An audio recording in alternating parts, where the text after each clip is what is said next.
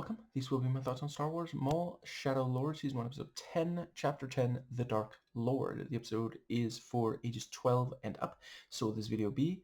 There will be spoilers for the show, and hypothetically everything Star Wars leading up to including this point. And yeah, another episode that I loved. So I want to start with some YouTube recommendations. So we are, Legion Miller's The Death of the Voting Rights Act Explained film speak. 007 First Light blew me away. Here we go. Rebecca Watson's Skeptic. SPLC Cave to Fascists. They're being targeted anyway. Anthony Gramulia's Why Star Wars Never Went Full Horror. And PLN Citywide Tenant Union forms in Toronto.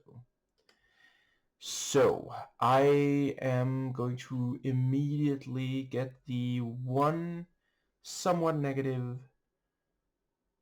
I have for this episode, / painting a target on my back, out of the way immediately. I was not won over by Vader. In my video on the episode before this one, I expressed my worry that they were not really gonna... I don't know. I just don't think it needed to be Vader. Like, if you're gonna have Vader fighting these two Jedi survivors of the Purge, you're really not gonna have either of them realize this is not just a Sith Lord. This is the Sith Lord, child murderer, that their masters warned them about.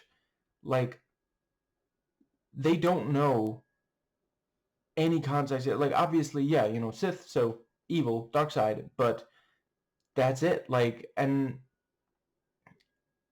I get that some people wanted to see. I wouldn't rule out that's part of how this was even sold. We're gonna have Maul and Vader fight, but I also want to note, I do appreciate, like, Maul almost definitely realizes, like, even if he doesn't verbalize it, like, Vader has a connection to Sidious. But why not just have it be Sidious, though? Like, because then there is a real connection, it's a rematch, and everybody, every Jedi at this point in the canon, I believe, knows how... Or certainly, actually, if it was Sidious, you could have Maul say, this is the leader of the Sith. This is the leader of the Empire, something like that.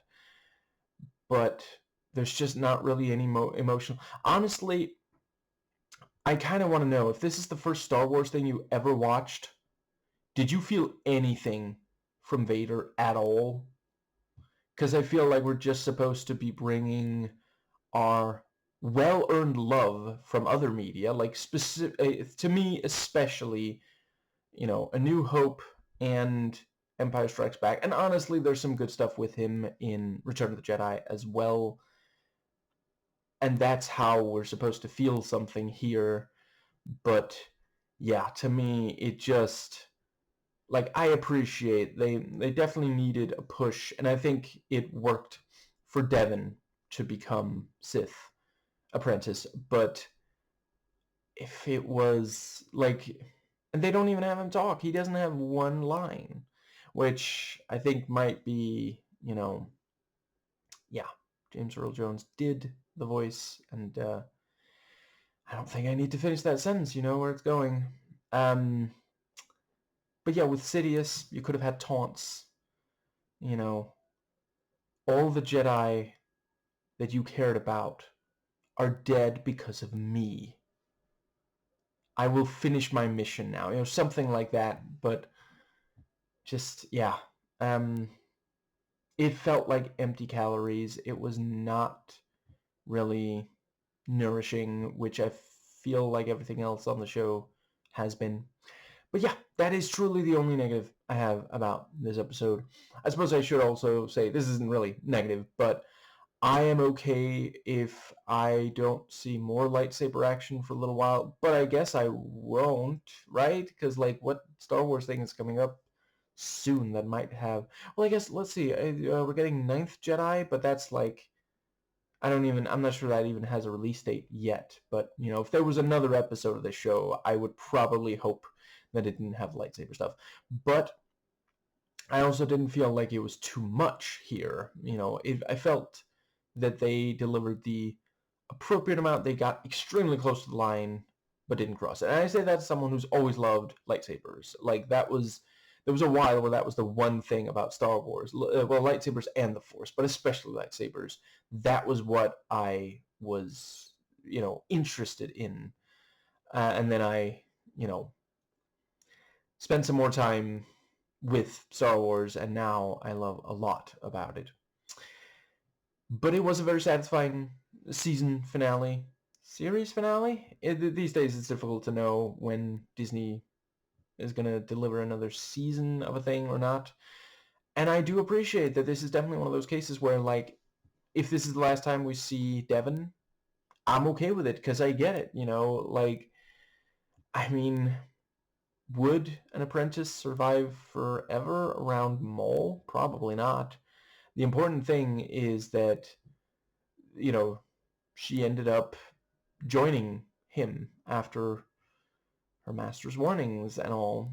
And I mean, Riley and Two Boots, if we never see them again, if we are never given any explanation, I feel like Dryden and Maul are probably just going to dispose of them when they reach their destination, which is a downer ending, but that has happened in Star Wars before, And we do already know that ultimately Maul, his ego will be his undoing. We saw that on Rebels. So, yeah, I don't need more from these characters, but at the same time, I can imagine they'll do another season if it becomes sufficiently popular.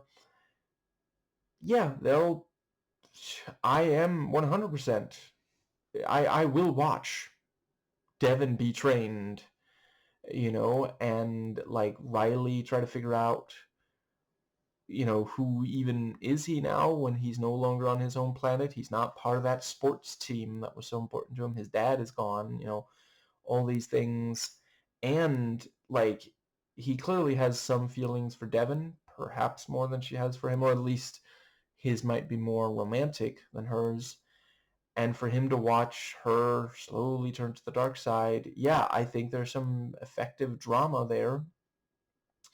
And, maybe a second season will have this thing of like, okay, so she's turned to the dark side. Is it possible for Riley to get her back, even if her master couldn't persuade her not to turn? And, maybe it'll end with her re-embracing light side. And yeah, and like hypothetically, maybe that's the finale of the second season, and then either we just make up our own ending from there, and it's, maybe they win, maybe they don't, but at least she didn't turn permanently, or maybe she reaffirms that she's turned, maybe she even kills him as this test of like, are you fully, you know, yeah, are you with us? Said the Sith. And yeah, I think, yeah, and also, Two Boots trying to figure out, because like we know that by now he's willing to go against the Empire, but who is he if not, I think there's room for his identity to evolve as well, much like how Devin's has over the course of this season. Yeah, I think, and other than, so I mentioned the thing about Vader, but yeah, by the end of this episode, this could still be the very first piece of Star Wars media you get into at all, and I still think that that's really, really cool. I appreciate how that is like clearly a goal here. Like, genuinely, I would say the only thing. No, I've said it before. I think I even said in an earlier video of this season. I'm not gonna repeat it. It's just the thing about like you can nearly anything can be your entry point in Star Wars. Anyway,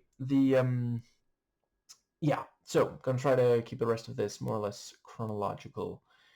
So we have the yeah, I don't have much to say about the fighting. The choreography is still great. I just wish I cared more because I feel like I am emotionally attached to both Vader and Maul. I just am not that interested in seeing them fight, especially when Maul has no context for it. Like this could so easily, there's so many things that you could have. He even knows Anakin, but he doesn't know Vader is Anakin. Like he tried to, in Phantom Menace, he went after Anakin, and now we just have, yeah. Um, it's also just one of those things where, no, I think I'm gonna try to keep this chronological. So yeah, there was some really really cool fighting, and I understand the appeal of seeing Vader in the suit being a badass. Personally, I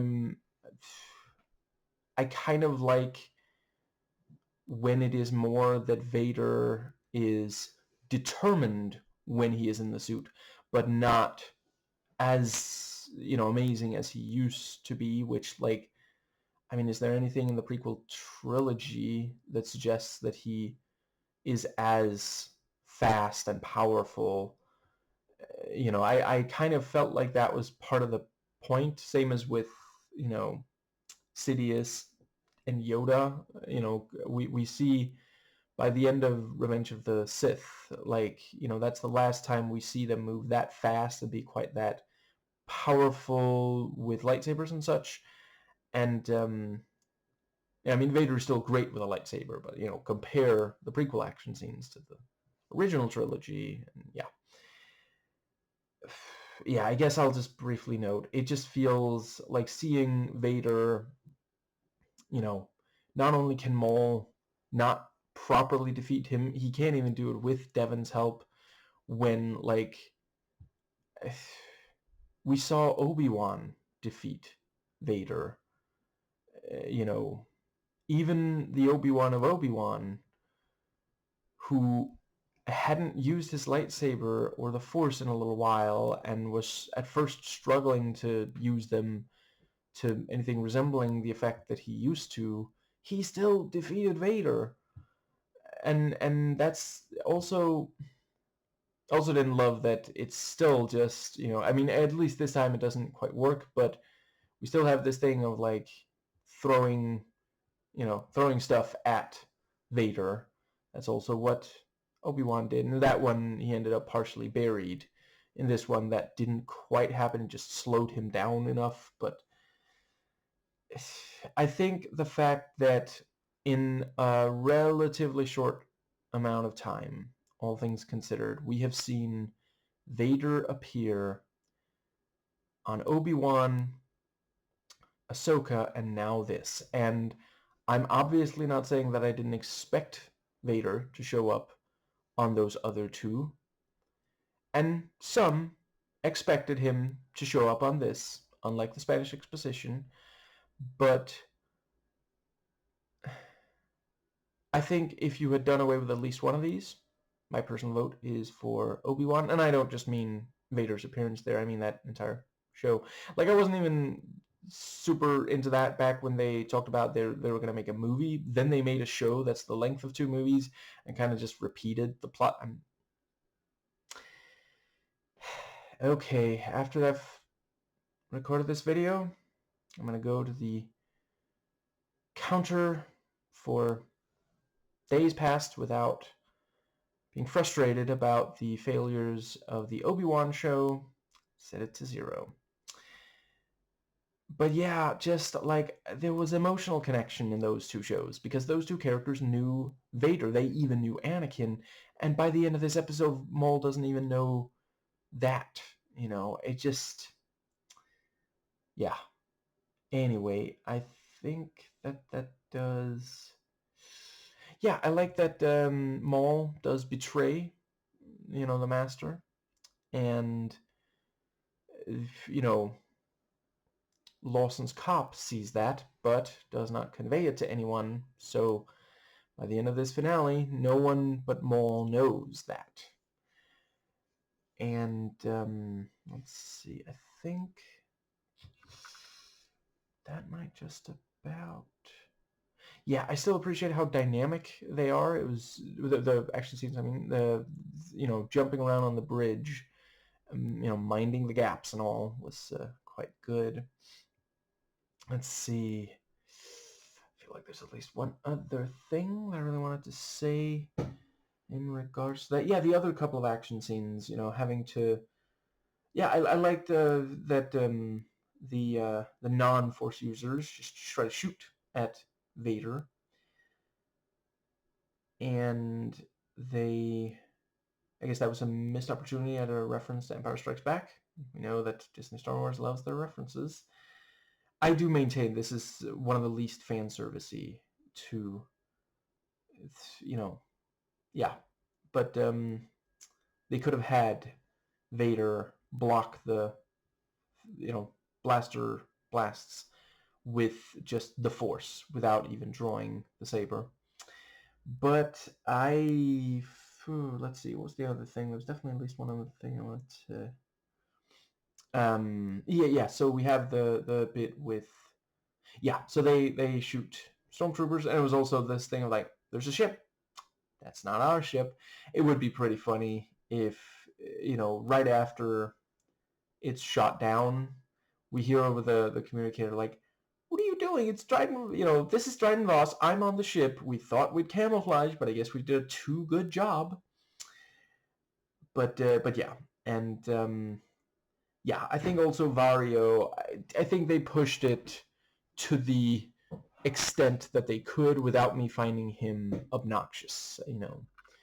But yeah, we again have the thing of, he has to do the dirty job, and yeah, but it works, and it was really cool watching that turret. Also liked using that in at least one of the Star Wars games, and I think that does pretty much get us to the. Yeah, I appreciated that. We still did have the discussion about, can they defeat the Sith without giving into their rage, and the distortion on Devon's voice, and her saying she wants to kill them, and we see the eyes start to develop that the red thing that we've seen other Sith have.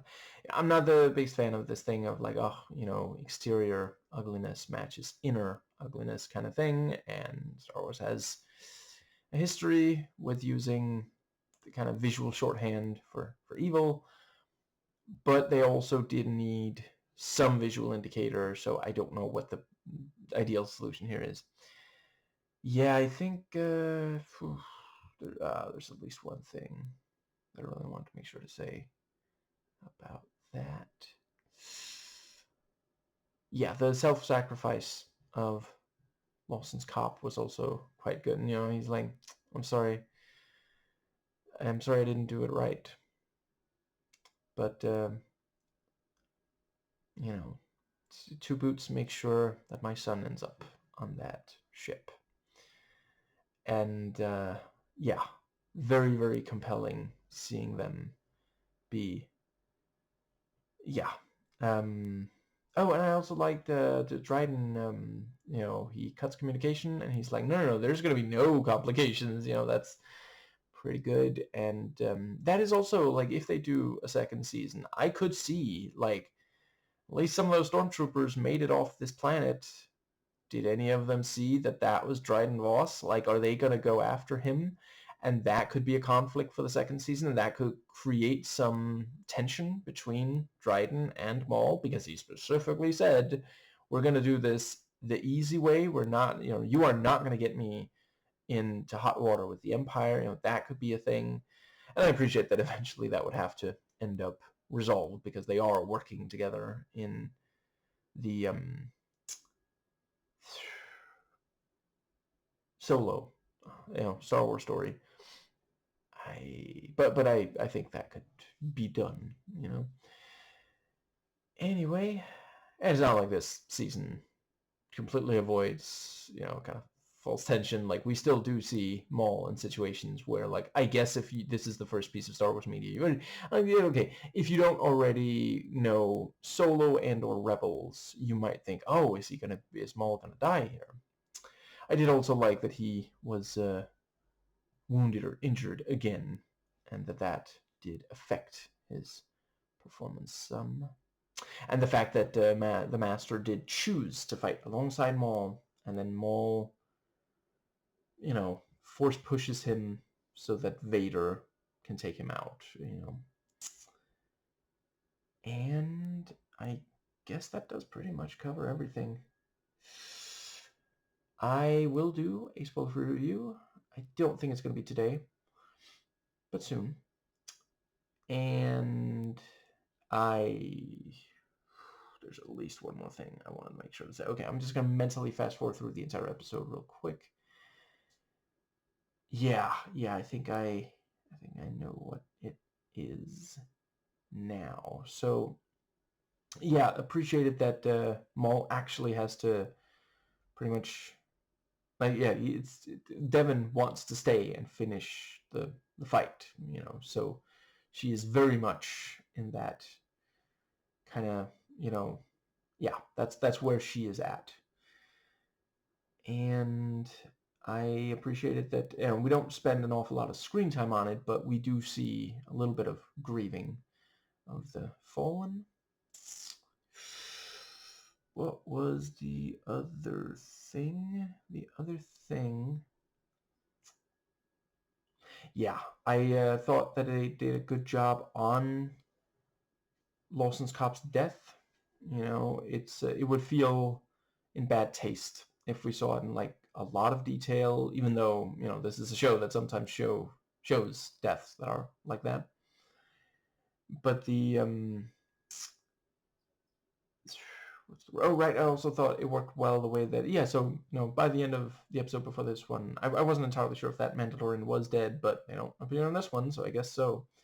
So really is just, Riley, Devon, Maul, Two Boots, and now, Dryden. But a high enough number of the characters of this season perished. I understand if some would say that maybe they should have spread it out a tiny bit more, because like it really is just one episode. In one episode, the one before this one, they take out all of these major characters, and and then this one we have the deaths of two more. But I definitely think that worked, because like this is very much a show where they would not have made anywhere near this far if not for all those characters. So provided Dryden, and that's what I'm maybe going to assume if we don't get a direct follow-up to this, Dryden is going to be like, you know what, fine, that was more trouble than I thought, but it was worth it because I have them all now. And I already mentioned what I think he's going to do with the two, with Riley and Two Boots. And let's see, if not, then we might see, because like now Dryden, like he wanted Maul, he was willing to take the rest of them. I mean, I wouldn't rule out if Vario is of use to him, he'll keep him around. And Devon, I think, is safe as Maul's apprentice, is ever going to be. But that is, I appreciate having that kind of, because like I wouldn't rule out a second season might have Two Boots and Riley have to flee the others, which if they're in Dryden's territory, that could be very difficult. That's the same way that in this season it was obviously difficult to make it away from the Empire, and there was some challenging before the Empire arrived for Maul and Devon and the Master. Yeah, but yeah, tasteful death for Lawson's Cop. They say that where there's no smoke, there's no fire. This scene has smoke, and it is fire. Yeah. I also think if they do make another season, I want them to make sure that that it doesn't feel like a retread of when Maul tried to, get... I cannot am I seriously not remember? No, it's, Ezra. Tried to get him as his apprentice, but I think they will. I think there'll be enough variations on. Star Wars has always been about variations on themes. There's a it's like poetry. They rhyme. But other than that, I think the does that pretty much cover? I feel like there's at least one more thing that I really want to make sure to hypothetically, like, yeah, if I understand why some would say, well, of course it's going to be Vader in this episode because he is like the attack dog of the Emperor at this point. I get that. From that kind of logic perspective, sure, but emotion is a big part of fiction, and this is one of those cases where if it was the Emperor, you could have had him say that this is personal for him. He wants to do this on his own. It's not as though he never makes mistakes. Like, that's part of the reason he's defeated in Return of the Jedi. He is so determined to either turn or torture Luke, not realizing that the latter is going to lead to an epic betrayal. Which I do really appreciate. I'm not the biggest fan in the world of Return of the Jedi, but I do appreciate this. In general, George Lucas is quite the lefty, like myself, and this message of there is still good in Vader after all of this. There is some chance that he can do something truly good. But yeah, I think So the let's see. I had a closing thought. What was it again? I mean, I swear I'm not going to spend forever on it. So it's the yeah, as mentioned, very compelling when Maul sacrifices the master. He's like, okay, one of us, master, one of us, Devon's master, one of us is going to have to, stay behind and slow down Vader in order for the other one to escape. And I volunteer. You